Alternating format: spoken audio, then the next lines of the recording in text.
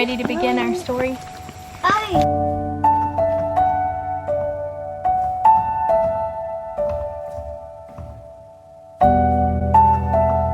Our story begins, what, 10 or 11 years ago? Yeah? I'm losing track. Let's see, we've been married for 9. No. Oh. We got married in 2013. How long have we been married? So that's 8 years. Okay. Well, it will be 8 years this November. I was super close. But we've known each other, what, for 3? 3 so years before 11. That. Okay. 11 years. Our story begins 11 years ago. In St. Louis, we met on the very first day of optometry school. We had no intention on... No, we didn't start dating until second year of optometry school. What's this, Mama? And pretty much fell in love 2 weeks after our dating began. Believe it or not, it is not easy to vlog and hike and parent all at the same time. Started dating on year 2 of optometry school, got engaged year 3, got married year 4, moved to South Carolina because Brad is a Navy sailor. We moved to South Carolina where he spent 4 years active duty, paying back the 4 years. Oh, it just got a lot cooler. Let me show you where we are right now, by the way.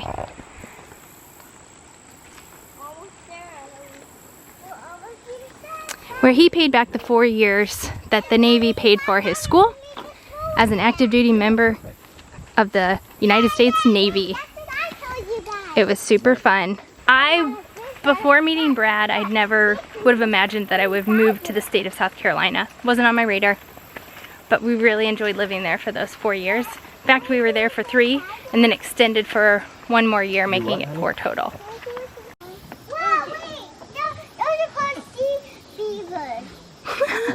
Sea beavers. I think it's a muskrat. That's a muskrat.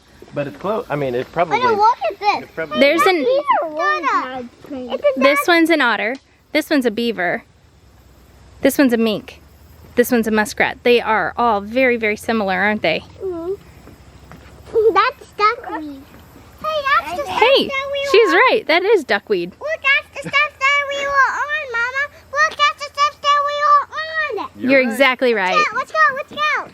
I can't even describe how majestic the scenery is behind you. Oh. Let's let the kids play and tell some more of our story here. So in that 4 years we lived in South Carolina, we did a lot of traveling.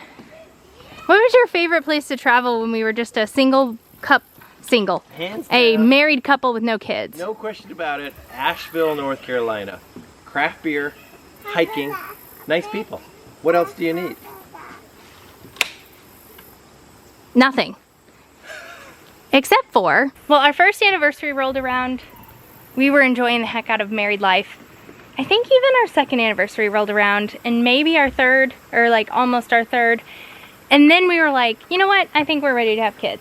We had traveled a ton. We had done all kinds of fun things as a couple, and we just started getting the feeling that something was missing and that we were ready to start a family.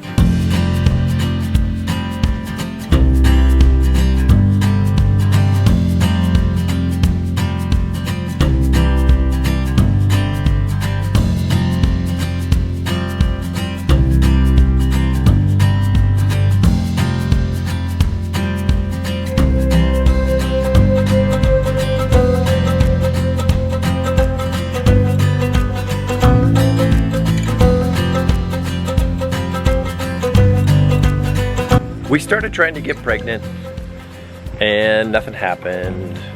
And the next month nothing happened. And Rachel was starting to get worried. She's a researcher. She researches everything and found out, statistically speaking, most couples get pregnant around the 3rd month. So she started tracking her ovulation and doing everything that she needed to do, changed up her diet. I changed up my diet and nothing was happening. Any physician that you talk to says, try for 12 months and then we'll start running tests. Unless you're a little bit older, then they start running those tests earlier. Turns out, after an analysis of my stuff, turns out that we weren't gonna get pregnant naturally. Our doctor gave us, he said, once in 10 years, you'll get pregnant naturally. And he said the best option for our family was to do IVF. And that was really the genesis of our YouTube channel. It was a process.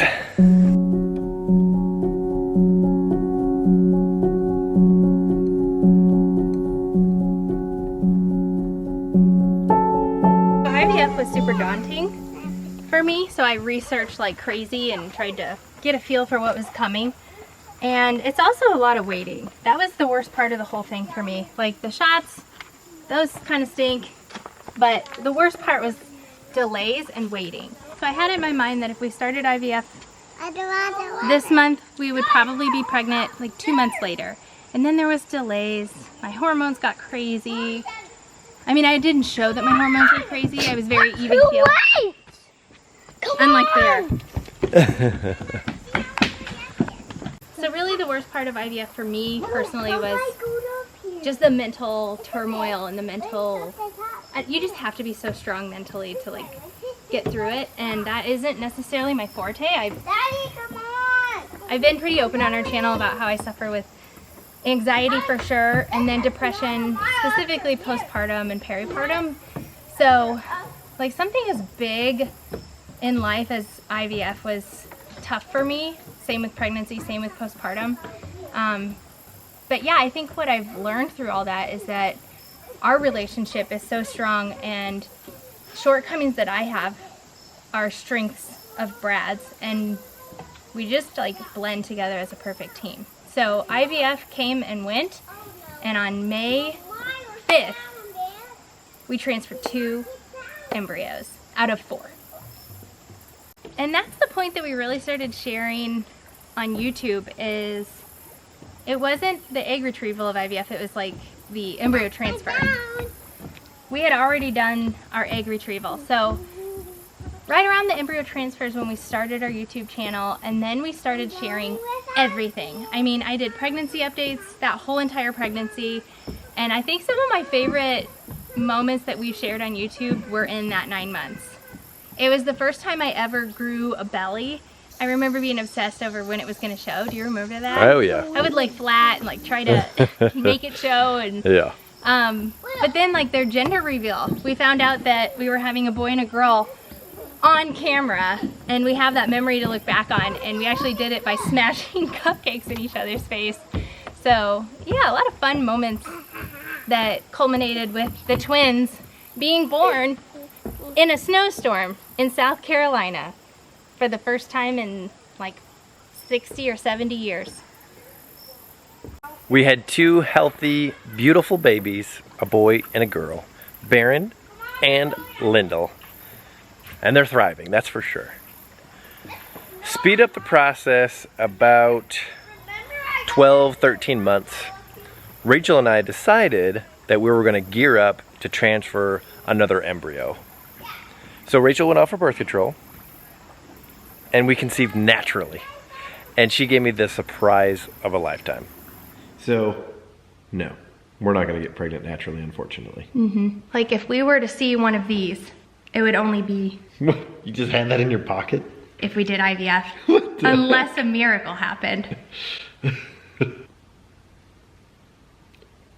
Why does it say pregnant? When did you take that? When did you take that? This morning. You're kidding. What? Are you serious? You're not serious. I'm pregnant. No, you're not. No, you're not. No way. Seriously? No way. Oh boy. Oh no. Eloise's pregnancy was a little bit concerning because in the anatomy ultrasound, they discovered that her kidney was huge, giant. After she was born, they did a bunch of testing and decided that they need to go in surgically, and she actually had 2 or a double ureter system, so they removed one of her ureters, and she was operated on when she was just over 10 pounds. The surgery was super successful. She's doing great. She's thriving, just like the twins, and she's a happy, healthy little girl, full of personality, and we love her to death. And she's the reason why we decided to go ahead right now and transfer 2 more embryos.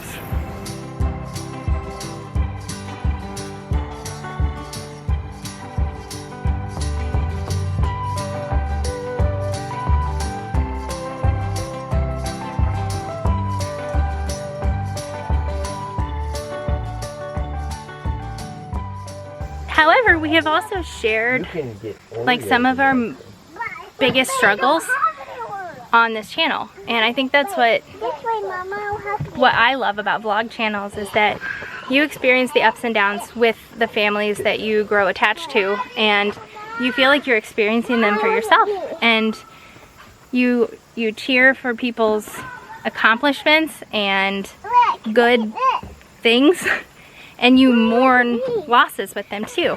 Mommy, Rebecca, do you not know I climbed all the way up here? I do know. I watched you do it.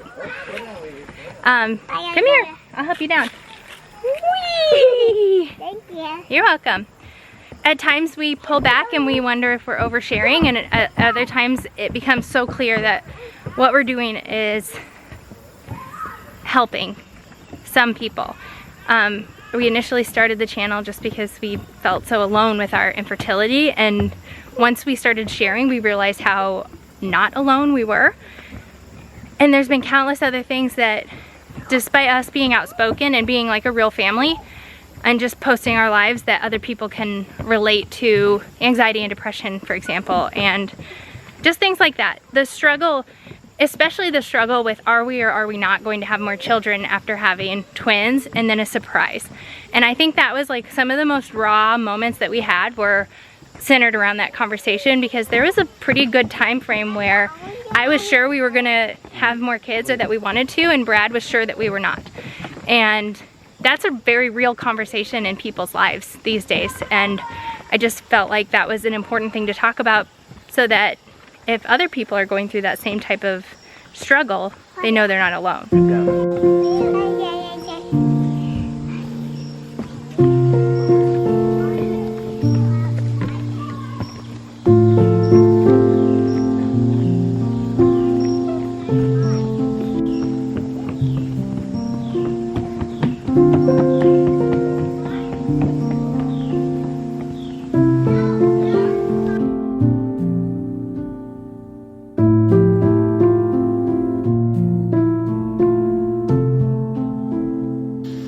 Because I was still on the fence about what I was ready for with the 2 embryos that we still had frozen, we decided to go ahead and genetically test the embryos just to make sure that they're compatible with life. And so that's what they test for when they genetically test. When our reproductive endocrinologist called us and he's like, Rachel, I have the results.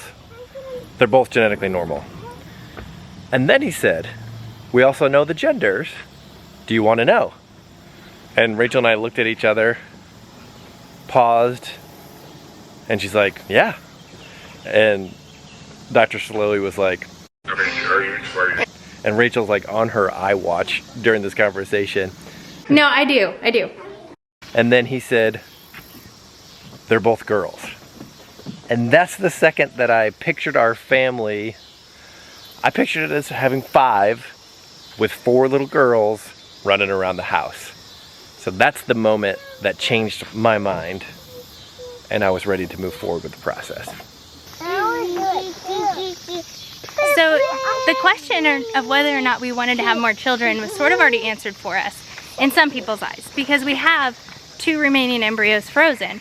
And actually they're frozen in South Carolina and we're in Missouri. So when we finally did make the decision that we are going to move forward with them, we had a couple of decisions to make after that. When and how many and where? Are we going to go to South Carolina for transfer, or are we going to bring the embryos here to Missouri and transfer them here? Will we do it one at a time? And should we wait a little while till these kids get a little bit older, or is it better to have them all at once?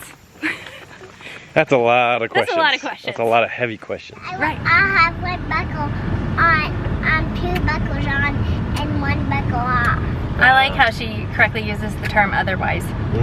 I'm going to save you guys some time going back and rewatching old vlogs we decided to move the embryos to Missouri. We decided to transfer them in September of 2021, and we decided on 2 embryos. Our final 2 remaining embryos were transferred on September 14th, 2021. I don't even remember that date. It was like a week ago. It was not a week ago. It was 4 days ago. It was 4 days ago. 4 days ago. And that, you are now up to speed. Believe it or not. That's how we got from 2 people to a family of hopefully 7. Hit that subscribe button. Hit the thumbs up button. Believe it or not, it really does help channels like ours. Tell your Especially friends. on a video like this, where these are the types of videos that new folks come along to see and are like, hey, I feel a connection with that. I can relate. And we have a great community of people here. And on Instagram.